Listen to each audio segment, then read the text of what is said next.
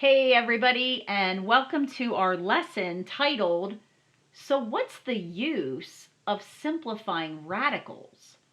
In our last video, I just made you learn the skill of simplifying a radical. Like, I might have taken something like this, like, hey, square root of 12, simplify it. And you went ahead, this is just a nice review, you went ahead and wrote 12 as the product of its prime factors. Like maybe you would have broken the 12 down to like 6 times 2, and then you would have recognized that this 2 was prime. And then you would have broken down the 6 to 3 times 2 and realized that those were prime. So you could have written the square root of 12 as the square root of 3 times 2 times 2.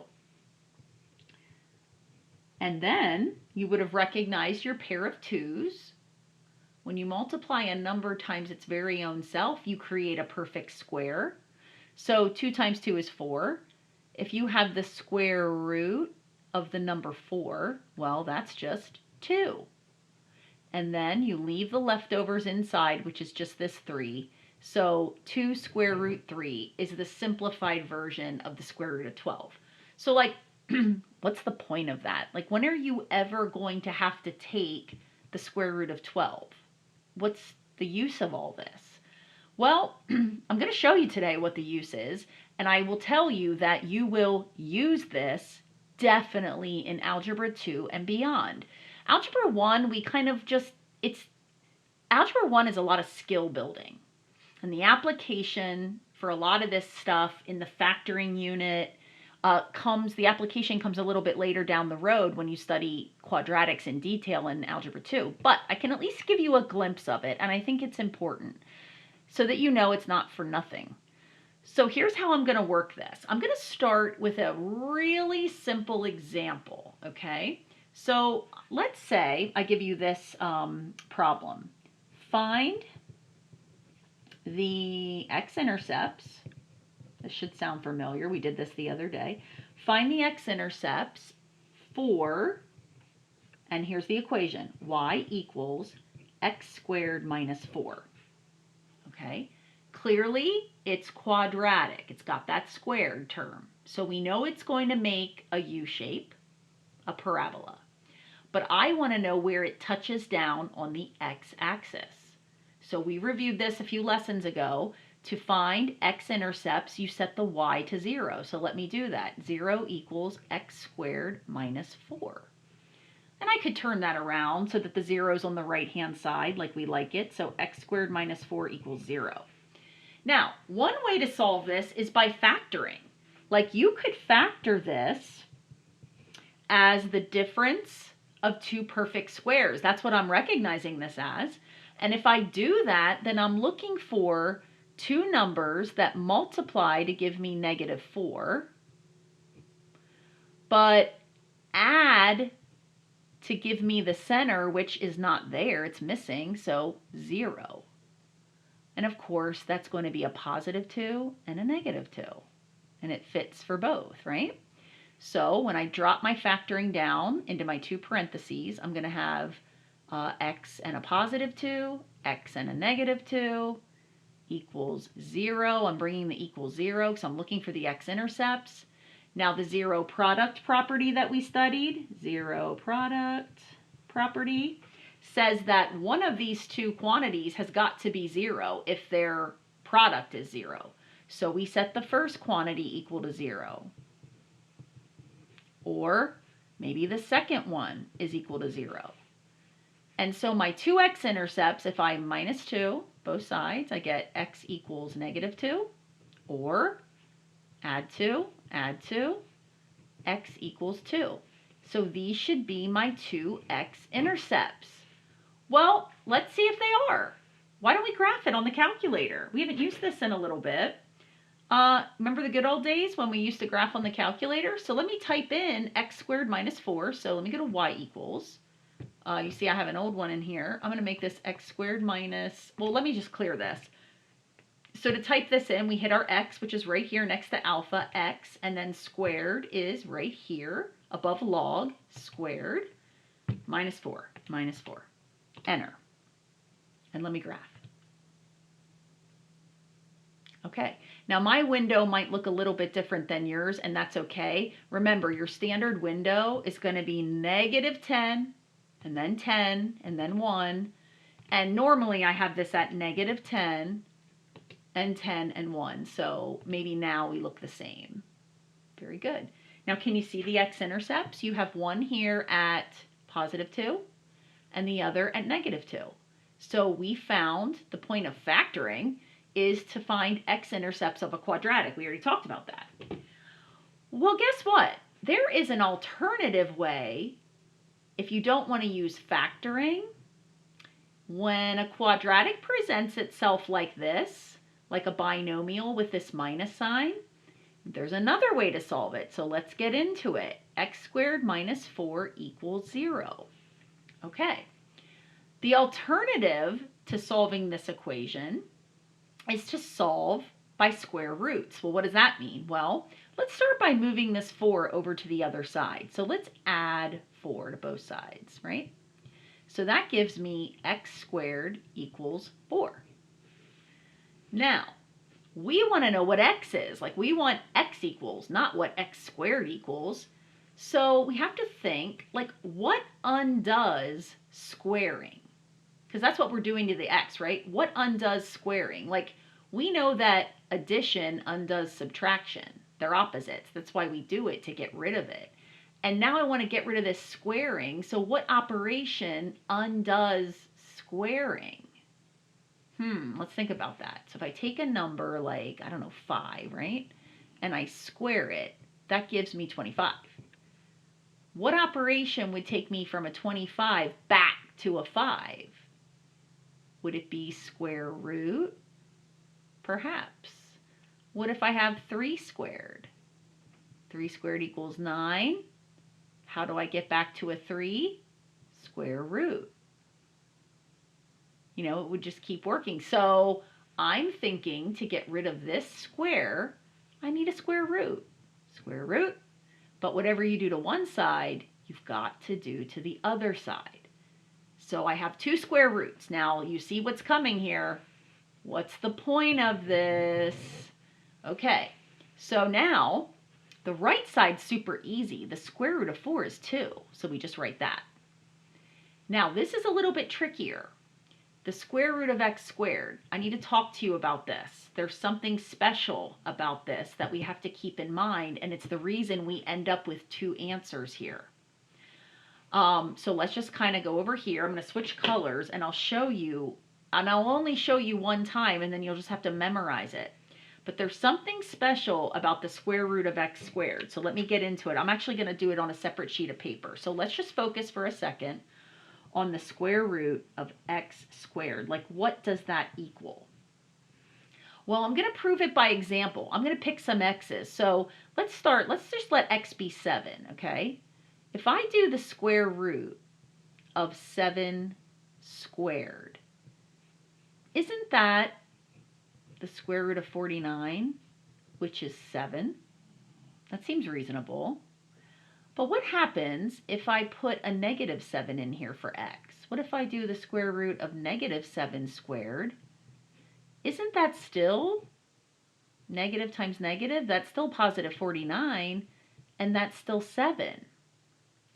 So it's funny, when you put a positive in for the x, it stays itself. But when you put a negative in for the x, it's kind of the opposite of itself.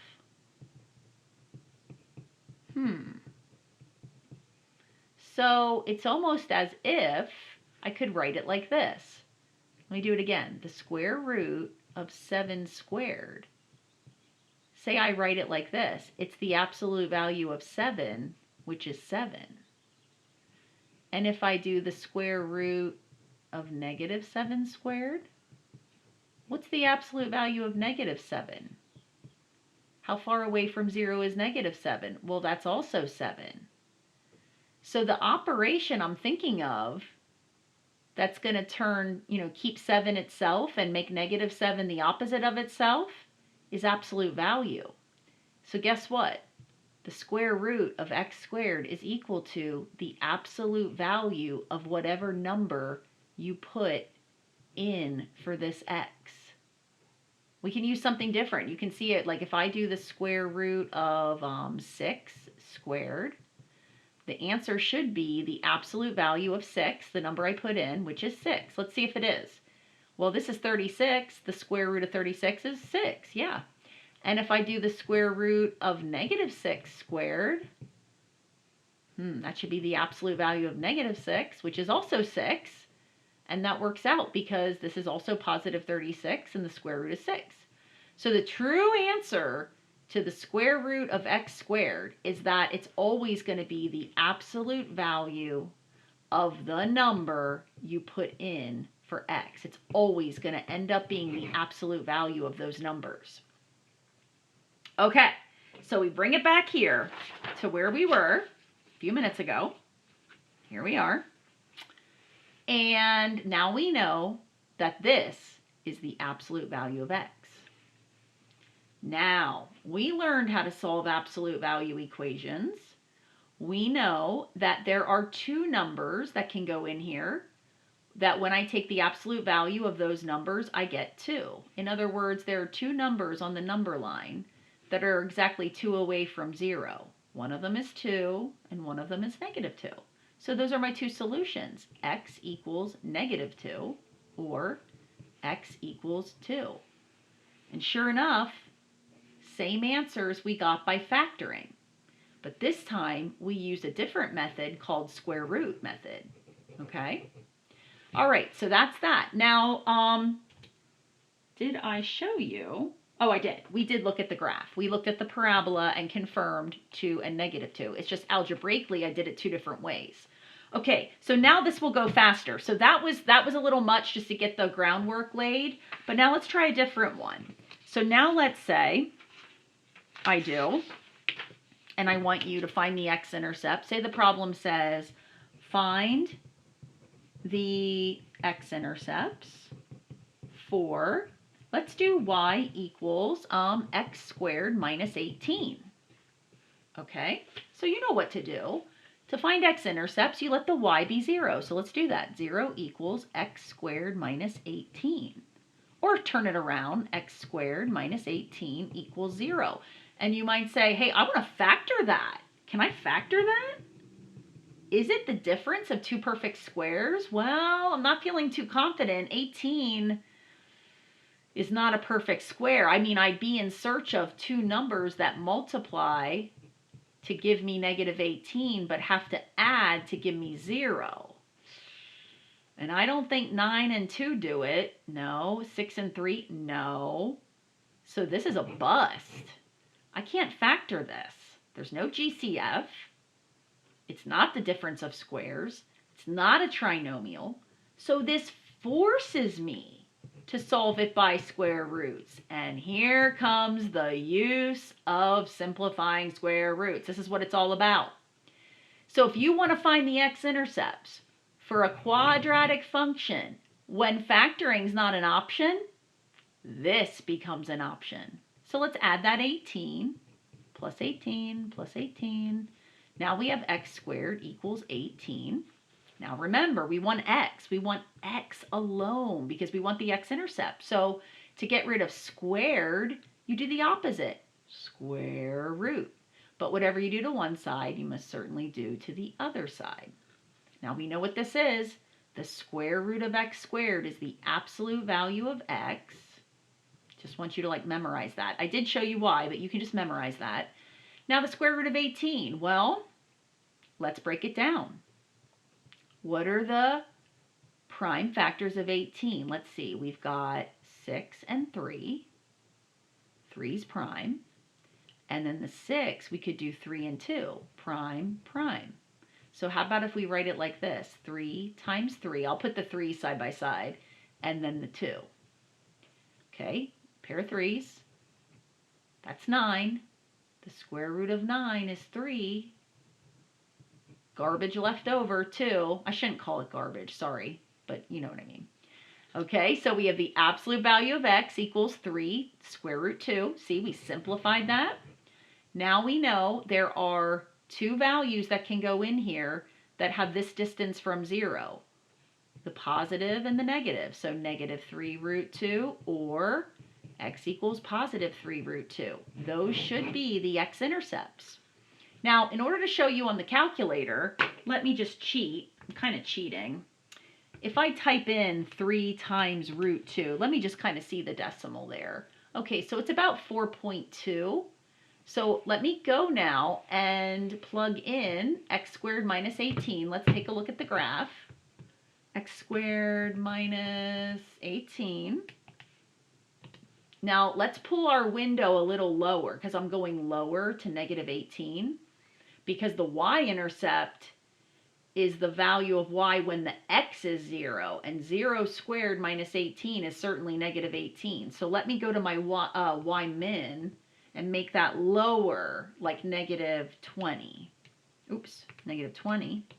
And that should get it for us. There we go. Notice the two x-intercepts, the minus and the plus. And if you look, remember that this decimal was about, shoot, I forget already. Wasn't it 4.2? So positive and negative. So if you look here, one x-intercept is at 1, 2, 3, 4, maybe 4.2. And negative 1, 2, 3, 4.2. So isn't that cool? So we're finding the x-intercepts by all these skills we've been using. Definitely going to come in handy later. And I thought that I definitely owed it to you to at least show you one application of breaking down a square root. All right, thanks for watching.